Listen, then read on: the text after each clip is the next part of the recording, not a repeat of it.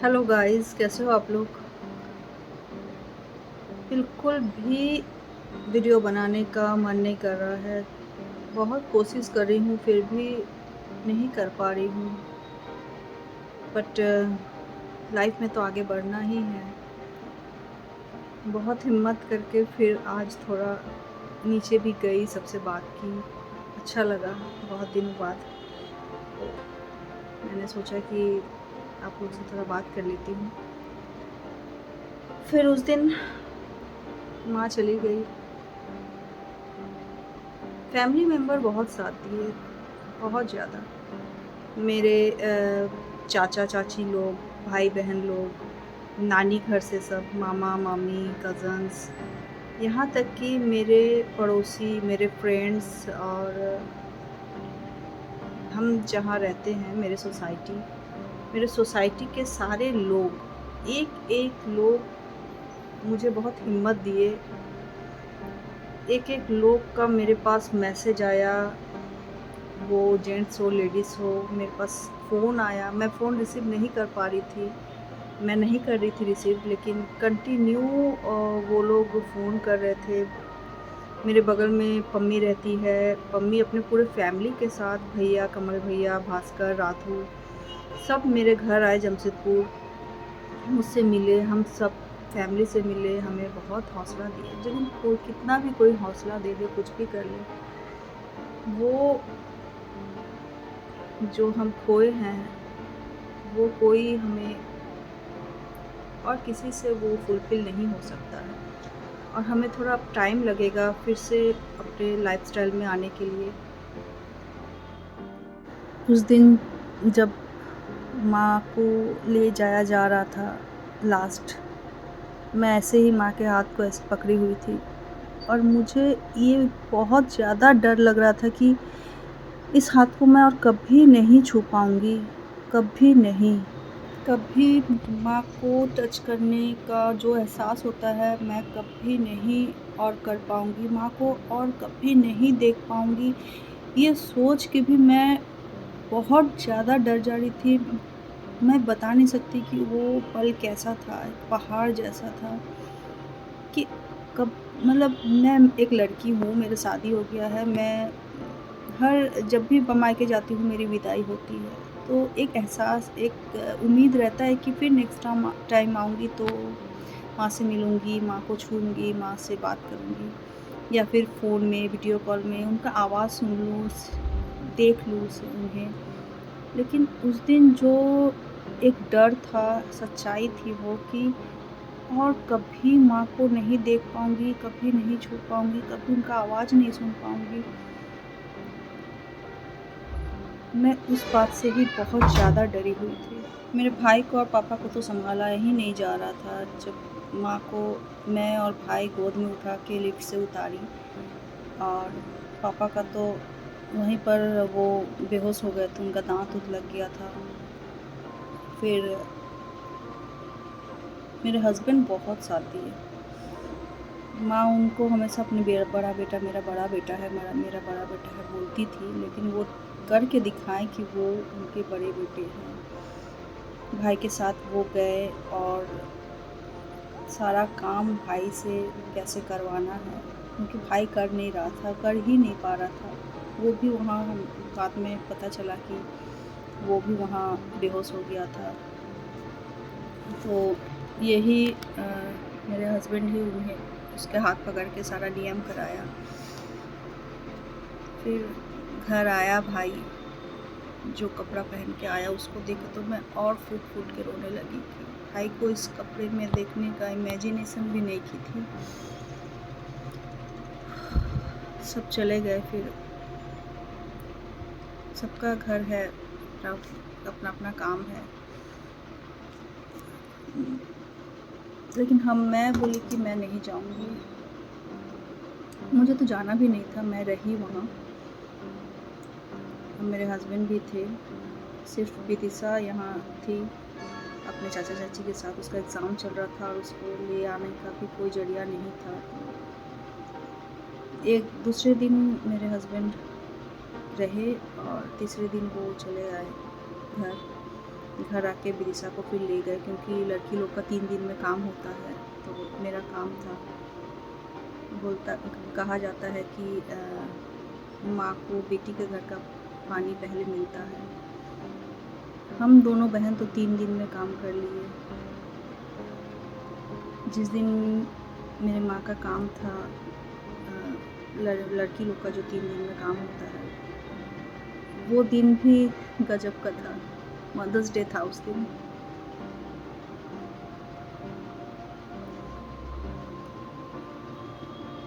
Mother's day के पहले दिन जब मैं सारा सामान ले रही थी कि काम है, दूसरा दिन मुझे काम करना है, तो फल और क्या क्या सब पूजा का सामान ले रही थी, तो मैं भी इधर ले रही थी और बहन भी वहाँ ले रही थी। तो वही बहन बोली कि देखो हम दोनों बहनें कैसे मदर्स डे की तैयारी कर रहे हैं। मदर्स डे के दिन ही नीचे पार्किंग में मेरा काम हो रहा था और मैं तो खुद को रोक ही नहीं पा रही थी। क्या मंत्र उच्चारण करूं और क्या करूं, मैं खुद को रोक ही नहीं पा रही थी।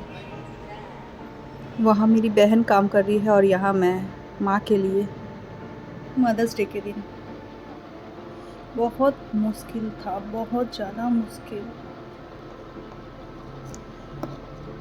फिर 3 दिन तक तो हम दोनों बहन ही वैसे ही, जो नियम होता है 2 टाइम फल खा के और 1 टाइम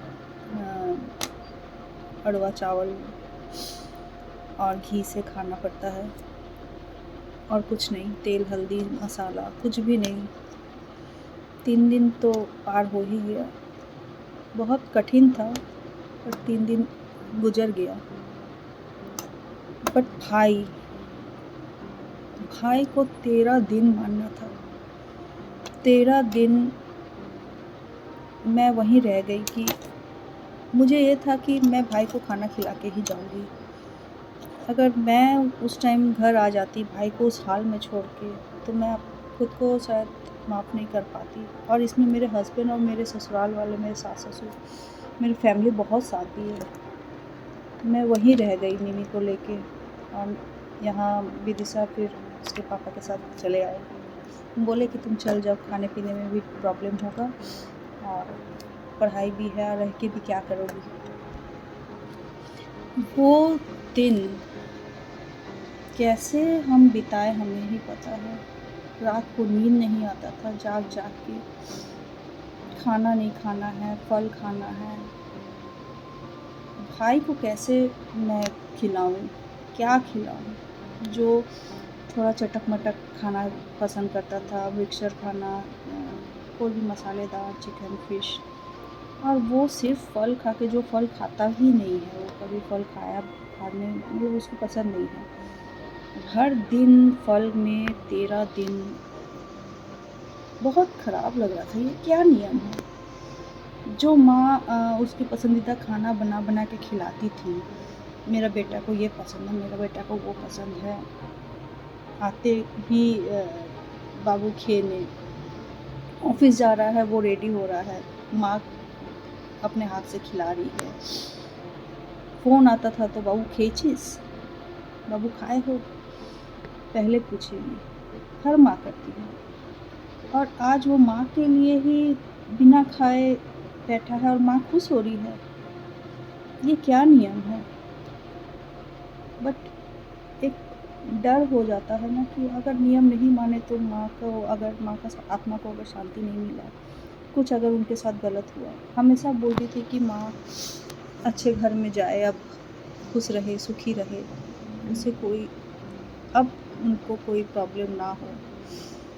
यही सोच के हम लोग माने इतना दिन। भाई भी पूरा माना।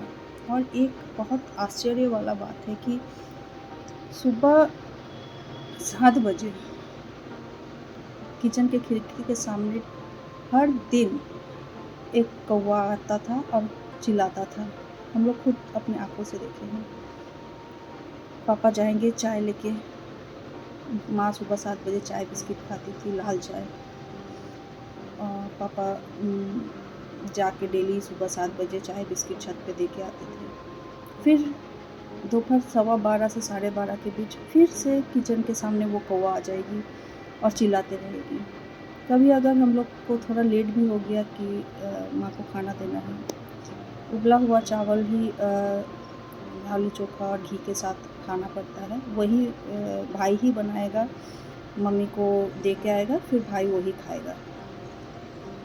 तो ठीक 12:15 से 12:30 के बीच वो कौवा आ जाती थी। हम लोग अगर कभी लेट भी हो जाते थे तो कौवा का आवाज़ सुन के जल्दी खाना बनाओ, जल्दी दो माँ को खाना, ऐसे करके हर दिन 11 दिन तक हर दिन टाइमली वो कौवा आता था, चिल्लाता था, खाना देने के बाद चुप हो जाता था।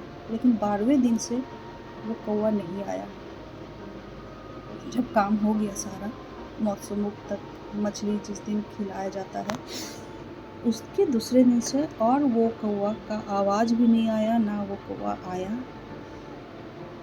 हम एक लास्ट टाइम हम सोचे थे, मैं तो दिमाग में ये भी नहीं चलता था कि मैं अब वीडियो बनाऊँ या फिर कुछ। पहले जैसे कुछ भी करती थी तो साथ ही साथ फ़ोन लेके वीडियो ऑन कर लेती थी, शूट कर लेती थी।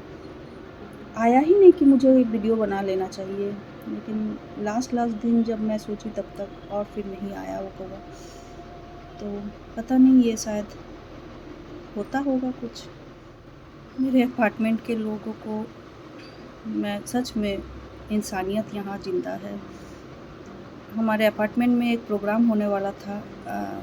हमारे अपार्टमेंट में हमेशा होता ही रहता है, कोई अपने प्रमोशन के लिए आते हैं, प्रोग्राम कराते हैं बच्चे लोग का, ड्राइंग कंपटीशन, लेडीज़ लोग का गेम्स कुछ होता है।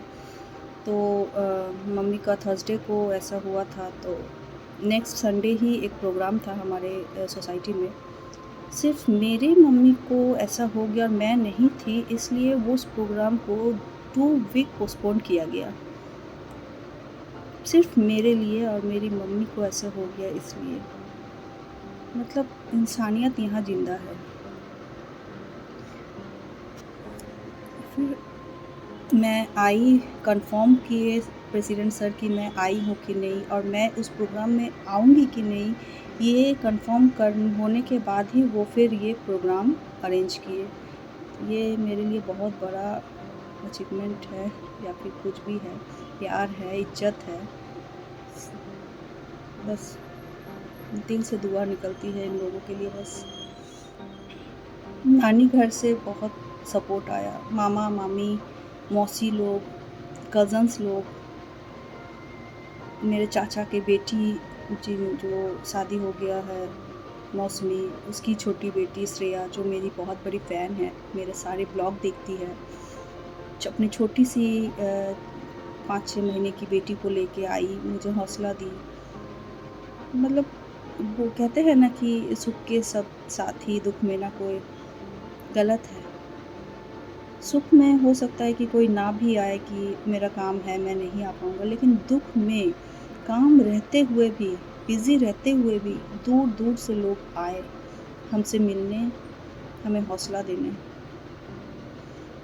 मेरे माँ का कर्म ही है शायद, तो कि सब खींचे चले आए। मेरी माँ बहुत सीधी थी, बहुत ही सीधी। माँ तो सबके लिए, सबकी माँ सीधी होती है, लेकिन मेरी माँ सिर्फ़ हमारे लिए नहीं, सबके लिए इतनी शांत, इतनी सोबर, ज़्यादा बोलती नहीं थी, लड़ती झगड़ती कभी नहीं थी, हिंसा नहीं था किसी चीज़ को ले किसी के ऊपर। उसके पास ये है, मेरे पास क्यों नहीं है, जो है उसी में खुश रहती थी।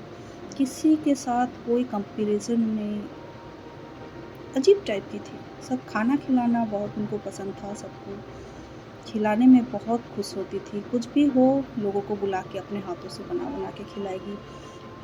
बहुत लोगों का खाना अकेले बना लेगी, लेकिन टेस्ट वही रहेगा। इतना टेस्टी खाना बनाती थी। हर चीज़ में माँ को मिस करती हूँ, हर चीज़ में। क्यों नहीं मिस करूँगी? मैं तो ऊपर से नीचे तक माँ का ही देन हूँ। बचपन में सुनी थी कि मैं माँ की मम्मी-पापा की बड़ी बेटी हूँ। बोलती थी कि मैं जब पेट में थी तो माँ एप्पल बहुत खाती थी, इसीलिए तुम बहुत गोरी-चिट्टी हुई हो। तो जो हूँ मैं आज माँ के लिए ही, मम्मी-पापा के लिए ही हूँ। बाकी बहुत सारे बात है, शेयर करूँगी।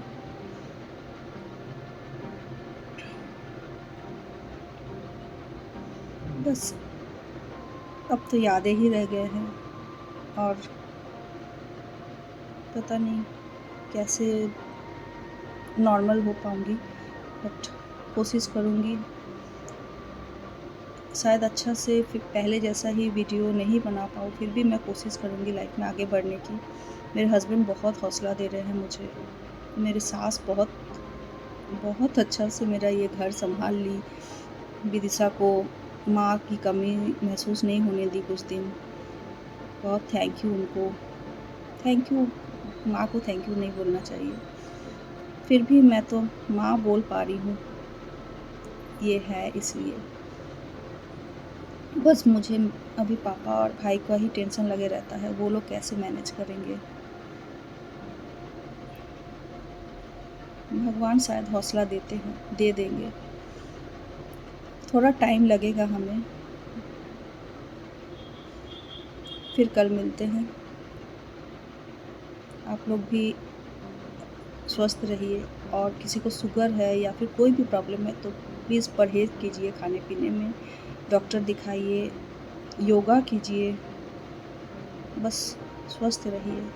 खुद के लिए नहीं, खुद के फैमिली के लिए स्वस्थ रहिए, बच्चों के लिए स्वस्थ रहिए। क्योंकि कोई जाता है ना तो कहते हैं ना कि म मर ही जाऊँगी ना, हम तो मर जाएँगे, लेकिन जो पीछे छोड़ के जाते हैं ना वो ना मर पाते हैं, ना जी पाते हैं। उनके लिए सोच के कम से कम स्वस्थ रहिए। Thank you.